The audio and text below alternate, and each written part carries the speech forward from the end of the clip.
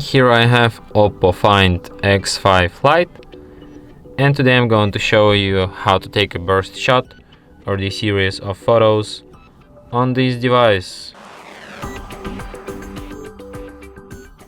So firstly you have to open camera, then when you adjust a normal photo mode, what you have to do is to hold down shutter button, and after that the burst shot will start. So let's try it out. So I just hold it, taking the burst shot. So as you can see right now I took like 20 shots.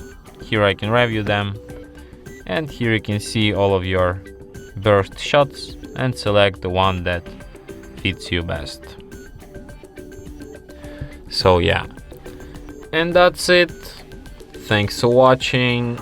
If you find this tutorial useful, don't forget to hit that like button and subscribe to our channel.